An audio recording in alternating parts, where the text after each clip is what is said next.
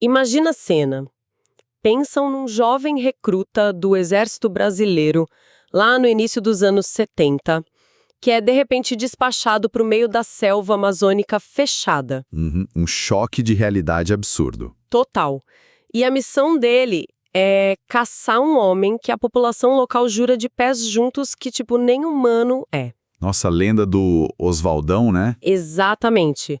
O pessoal ribeirinho dizia que ele era uma espécie de curupira moderno, que ele amarrava a sola das botas ao contrário para deixar a pegada invertida na lama e confundir rastreador. E diziam até que bala de fuzil desviava do corpo dele. É, o que parece muito um relato de livro de folclore ou, sabe, realismo mágico, mas o que é assustador é que isso está documentado em relatórios militares oficiais da época. E o Oswaldão era super real. Um ex-campeão de boxe, altíssimo, negro, e ele foi um dos principais nomes desse conflito gigantesco que o Estado brasileiro mobilizou forças colossais para aniquilar.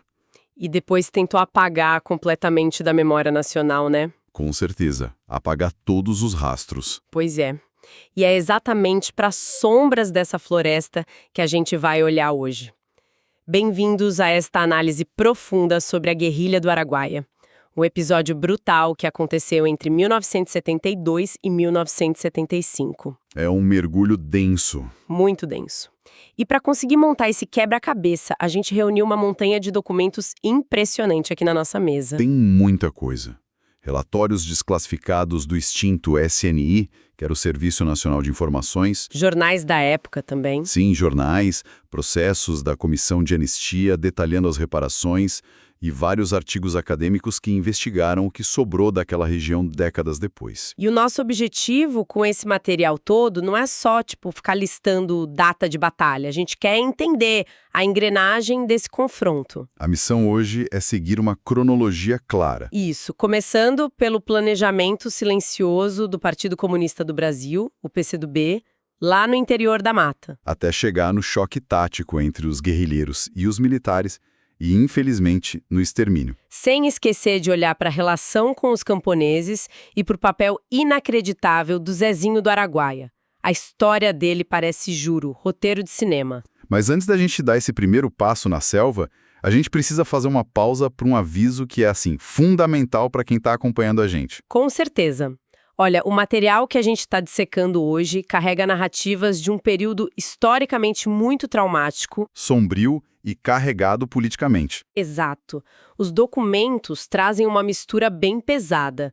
De um lado, você tem jargões militares completamente frios e, do outro, retóricas revolucionárias super inflamadas. E a gente precisa deixar claro que nós não estamos de maneira nenhuma tomando partido. Nenhuma. A gente não está validando as ideologias políticas contidas nesses textos. Nosso compromisso aqui é extrair os fatos, as táticas e as perspectivas dessas fontes originais, mantendo imparcialidade. Tá. O objetivo é puramente o conhecimento de quem está escutando. A gente está repassando o que está no papel. Exato. E a história de qualquer guerra, no fundo, é um campo minado de narrativas. Para entender como esse campo minado do Araguaia foi montado, a gente tem que voltar para o final da década de 60. Então vamos lá. Vamos tentar entender a lógica geográfica da coisa. Por que o Araguaia? Por que a floresta amazônica? É a pergunta de $1 milhão. É, porque pensa bem, naquele momento a esquerda brasileira que tinha pegado em armas estava sendo completamente esmagada nas grandes cidades, né? O regime militar estava desmantelando as guerrilhas urbanas uma por uma. O cerco estava fechando. E aí o PCdoB, que tinha acabado de romper com o Partidão, o antigo Partido Comunista Brasileiro, resolveu olhar para um lado diferente. Eles não queriam mais a cidade. Eles olharam para a China do Mao Tse-tung. E aí entra um conceito teórico militar muito forte, chamado Guerra Popular Prolongada. Guerra Popular Prolongada. O que isso significa na prática? A ideia teórica era em vez de tentar um golpe rápido e direto no centro do poder urbano, você vai para o interior mais remoto possível do país. Onde ninguém está olhando. Exato. E lá, você se mistura com os camponeses, com a galera mais explorada, você ganha a confiança dessa população, politiza eles e forma meio que um exército rural. Para depois ir cercando as cidades grandes a partir do campo. Isso. Uma estratégia de longo, mas longuíssimo prazo. E o alvo escolhido para isso foi a região do Bico do Papagaio, ali bem na tríplice fronteira, entre o Pará, o Maranhão e o que hoje a gente chama de Tocantins. E lendo as fontes que a gente tem aqui, faz todo sentido do ponto de vista estratégico deles. Faz. Era perto de umas rodovias grandes que estavam em construção, tipo a Transamazônica, mas com uma ausência total, absoluta, do Estado. Não tinha hospital, não tinha delegacia, não tinha asfalto. Nada. Só miséria extrema e poceiros sendo expulsos das terras por latifundiários. Na visão do partido, era o cenário perfeito. Era como tentar plantar uma semente alienígena na estufa mais escondida e isolada do Brasil, né? Esperando que ela crescesse e tomasse conta do terreno antes que o jardineiro percebesse. Nossa, essa analogia da estufa é perfeita. Mas lendo os relatos, tem uma coisa que sempre me pega. Não rolava uma certa ingenuidade intelectual nisso, não? Como assim? A gente está falando de jovens universitários do Sudeste. Paulistas, cariocas, médicos, estudantes de filosofia. O pessoal da cidade grande. Achar que essa galera ia simplesmente chegar na Amazônia profunda, se misturar na selva, sem levantar suspeita, sabe, não soa meio arrogante achar que seria fácil assim? Olha, de fora hoje, parece um delírio total. Mas os diários deles mostram que eles tinham noção desse choque de realidade. O PCdoB tinha uma diretriz que eles chamavam de proletarização. Tá, e como eles aplicavam isso? Eles sabiam que a teoria não ia valer nada lá no mato se a mão não tivesse calo. A revolução exigia que eles engrossassem a pele no cabo do facão. Eles tiveram que mudar a própria identidade, né? Literalmente matar a identidade urbana deles para conseguir sobreviver e provar valor para os moradores locais. Eles abriram pequenas farmácias de palha, lojinhas, para ter uma desculpa para estarem ali. E essa tentativa de adaptação gerou um encontro, assim, super improvável entre intelectuais urbanos e poceiros isolados. Como é que foi essa colisão de mundos na prática? Começou com apelidos. Os camponeses chamavam os guerrilheiros de os paulistas. Ou então o povo da mata. Isso. E no começo a relação virou uma via de mão dupla incrível, uma troca mesmo. Porque os militantes ofereciam coisas que o Estado nunca em séculos tinha dado para eles. Como assistência médica, por exemplo, os estudantes de medicina eram chamados de os bulas, né? Os bulas, eles faziam parto no meio da noite, tratavam malária, curavam infecção, e além disso eles alfabetizavam os camponeses. E em troca disso, os poceiros ensinavam a galera da cidade a não morrer na floresta. Que era o conhecimento mais valioso ali. Eles ensinavam a caçar, a pescar, a fazer farinha, a achar caminho onde não tinha trilha nenhuma. Mas tem um problema muito sério nessa fase inicial. O PCdoB escondeu completamente os verdadeiros motivos revolucionários deles para ganhar essa confiança. E é aí que entra uma questão ética bem complicada, não acha? Bastante. Porque esses camponeses não sabiam dos reais motivos políticos, essa relação toda, que costuma ser muito romantizada, não foi construída em cima de uma omissão perigosa. Sem dúvida. Eles acabaram colocando os moradores na linha de fogo sem que eles tivessem a menor ideia do que estava acontecendo. Os pesquisadores batem muito nessa tecla. Tem um artigo aqui que analisa isso como uma falha colossal de leitura social. Como assim? A sociabilidade camponesa da Amazônia tem a tradição de acolher o forasteiro. É normal oferecer comida e teto. Mas o partido interpretou isso como, eles estão apoiando a revolução politicamente. Nossa, eles confundiram hospitalidade com apoio marxista. Exato. Uma leitura equivocada que ia custar a vida de muita gente. E no meio desse choque cultural, quem fazia a ponte entre esses dois mundos era a figura do Zezinho do Araguaia. O Michas Gomes de Almeida. Zezinho. Ele mesmo. Diferente dos jovens do Sudeste, ele era paraense. Filho de camponeses e ex-pedreiro. Ou seja, ele já era da terra, ele não precisava fingir nada. Nada. Ele era o guerrilheiro mais bem adaptado de todos. E o detalhe mais louco, ele tinha sido enviado lá em 66 para treinar guerrilha diretamente na China. Caramba! E ele era o grande mensageiro deles, né? Dizem que ele chegou a usar mais de 80 codinomes na vida. 80 codinomes. Ele guiava as rotas, tirava os companheiros feridos da área. Era o guia perfeito. Só que nem o melhor guia do mundo ia conseguir esconder aquela estufa para sempre. Em 72, a convivência pacífica desmorona. o Estado brasileiro descobre a região. Os militares percebem o que está rolando e mandam as Forças Armadas para a selva. E o que as fontes mostram sobre esse primeiro choque de táticas é, assim, chocante. A chamada Operação Papagaio. É quase uma piada de mau gosto, taticamente falando, né? Totalmente desajeitada. O Exército mandou tropas regulares, conscritos que estavam prestando serviço militar. Rapazes super jovens. E eles iam fardados para o meio da Amazônia. Fardados, usando equipamento pesado, fazendo um barulho ensurdecedor pisando em galho seco e rodando de helicóptero por cima da copa das árvores, anunciando para todo mundo que estavam chegando. É um cenário clássico de Davi contra Golias, só que o Golias está com os olhos vendados e usando uma armadura pesada no meio de um pântano de 40 graus. Enquanto Davi conhece cada galho que pisa. E o Davi aí, no caso, eram apenas uns 70, 80 guerrilhos. Muito menos gente. Muito menos. Mas eles usavam a selva como um escudo. Eles tinham mapas super detalhados. Ah, e eles usavam os famosos pontos de apoio, né? Isso. Esconderijos subterrâneos cheios de remédio, sal e munição. E eles tinham regras absurdas de rígidas para não serem pegos. Tipo, nunca acampar perto de Rio Grande. Jamais, porque a água é onde o exército patrulhava primeiro.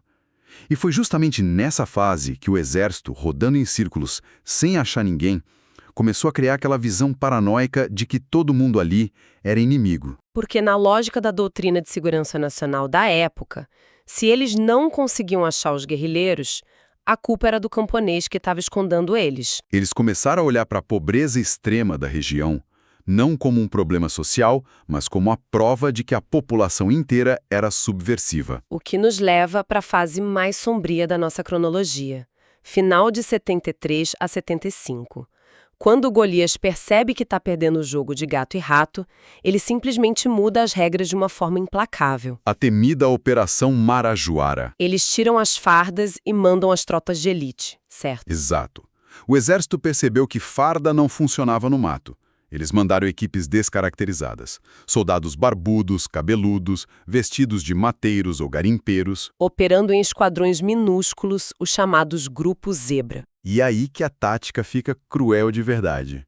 Porque a elite militar começou a coagir os camponeses a servirem de guia para eles. Forçando os vizinhos a caçarem os próprios vizinhos e amigos. Isso. Sequestravam um camponês, ameaçavam a família dele e diziam: ou você me mostra a trilha invisível, ou todo mundo sofre. E a ordem oficial velada era muito clara: não fazer prisioneiros. As fontes que a gente leu da Comissão da Verdade são pesadíssimas. Trazem relatos de execuções de pessoas rendidas, como o caso de uma guerrilheira chamada Valquíria. Sim, executada a sangue frio. E as decapitações. Nossa, os relatos de decapitação. Os soldados cortavam as cabeças dos guerrilheiros mortos só para colocar na mochila e levar para a base, porque era muito difícil transportar o corpo inteiro no calor da floresta, para poder fazer identificação fotográfica depois. Tem menções sobre usos muito suspeitos de injeções letais e até fragmentos do que seria napalm. E a população civil, o camponês, que não tinha nada a ver com o comunismo internacional, sofreu demais. Eles criaram prisões em massa, tipo o campo de concentração de Bacabá. Dezenas de civis presos. Torturas brutais. O tal do buraco do Vietnã. Sim, covas onde as pessoas eram jogadas para tomar choque elétrico. E a destruição econômica também. Roças queimadas, porcos abatidos. A ideia era matar a região de fome. Na lógica da guerra suja, o guerrilheiro é o peixe e a população é a água. Para secar a água, para tirar o oxigênio deles, eles destruíram o aquário inteiro. Eles destruíram os meios de sobrevivência dos camponeses. E eu fico chocada com a justificativa disso. Que justificativa você diz? Ah, o exército foi para lá dizendo que ia combater a subversão e proteger a nação. Mas os processos provam que eles acabaram aterrorizando e destruindo a vida dos próprios camponeses brasileiros que eles deveriam, em tese, estar protegendo. Eles institucionalizaram a barbárie no campo, é a pura verdade. E no meio de todo esse extermínio implacável, acontece um milagre da fuga do Zezinho do Araguaia e do Ângelo Arroio. O Zezinho foge da região usando todas as habilidades dele. Mas o custo psicológico é inimaginável. O que acontece com ele é de partir o coração. Ele tem um bloqueio traumático, uma amnésia total que dura 20 anos. A mente dele desligou tudo para ele não enlouquecer. Ele vai morar em São Paulo, vive como eletricista, adota o nome de Antônio e esquece tudo. Não lembra de tiro, não lembra de selva, não lembra quem ele é. Até que em 96 ele senta para ver TV. E passa uma reportagem, né? Passa uma reportagem mostrando ex-companheiras dele. E ali, vendo a TV, a barreira do trauma quebra e as lembranças inundam a cabeça dele. É assustador. E a história do Zezinho é quase uma alegoria do que aconteceu na região toda no pós-guerra, ali depois de 75. Como assim, alegoria? Porque a guerrilha foi aniquilada fisicamente, mas a região nunca mais voltou a ser o que era. E o Estado tentou impor uma amnésia forçada lá também. Ah, verdade. O famoso Major Curió. Sebastião Rodrigues de Moura. Ele permaneceu na região comandando com poderes paralelos, usando o medo para garantir a lei do silêncio. Não podia falar sobre os desaparecidos, não podia procurar corpo. E é aí que entra uma fase muito triste para os locais. Os historiadores chamam de a Guerra dos Perdidos. Porque os camponeses ficaram sozinhos, traumatizados com as terras desapropriadas e as roças queimadas. E para piorar, o vazio de poder atraiu um monte de oportunista. Greleiros, fazendeiros do sul. Até a relação com o INCRA era terrível, porque muitas vezes os órgãos do governo legalizavam a terra para o fazendeiro rico e expulsavam o poceiro que tinha acabado de sobreviver a uma guerra. A ironia histórica de toda essa tragédia é monumental. Muito, porque no fim das contas, a repressão extrema do Estado, que jurava que estava lá para exterminar o comunismo e trazer a paz para o desenvolvimento... Acabou sendo o que destruiu de vez a estrutura social da região. Exato. A presença militar não trouxe desenvolvimento pacífico nenhum. Eles oficializaram a grilagem e a violência como a linguagem principal daquela terra. E isso ajuda a explicar muito do Brasil contemporâneo. A guerrilha do Araguaia não acabou quando o último guerrilheiro levou um tiro. O impacto daquelas armas e a expulsão dos camponeses plantaram a semente de vários movimentos de luta pela terra na Amazônia que existem até hoje. As cicatrizes agrárias que doem e sangram até o momento presente. É o saldo amargo dessa análise que a gente fez. Nós vimos uma teoria revolucionária, importada lá da China, colidindo de frente com a miséria e o abandono do Brasil profundo. Resultando num verdadeiro banho de sangue provocado por uma força militar absurda. É de tirar o sono, mas tem uma coisa que não sai da minha cabeça desde que a gente começou a organizar esses documentos, e eu quero compartilhar esse pensamento final com quem está escutando a gente. Manda. Lembra da história do Zezinho, esquecendo de tudo por 2 décadas, vivendo uma vida inteira como outra pessoa, em São Paulo, com um trauma enterrado bem fundo? Sim, o Antônio é eletricista. Pois é. De certa forma, a mente dele fez no micro exatamente o que o Estado brasileiro tentou fazer com a história da guerrilha do Araguaia no macro. Tentou apagar o trauma, tentou decretar uma amnésia oficial. Mas a memória sempre acha uma brecha. Sempre. Assim como as memórias do Zezinho voltaram, de repente, tipo um raio, através da tela da televisão, a história e as injustiças não aceitam ficar no escuro para sempre. Elas sempre encontram um jeito de emergir das sombras da mata. A verdade vaza. Ela sempre vem à tona. Então, a pergunta que fica martelando e que eu deixo para quem acompanhou a gente até aqui é a seguinte: quais outras histórias apagadas e sangrentas da formação do nosso país ainda estão nas sombras, só esperando um gatilho ou uma tela de TV para virem à tona e explicarem o chão em que a gente pisa hoje? É uma provocação necessária. Muito necessária. Continuem questionando a narrativa oficial e a gente se encontra na nossa próxima análise profunda. Até lá!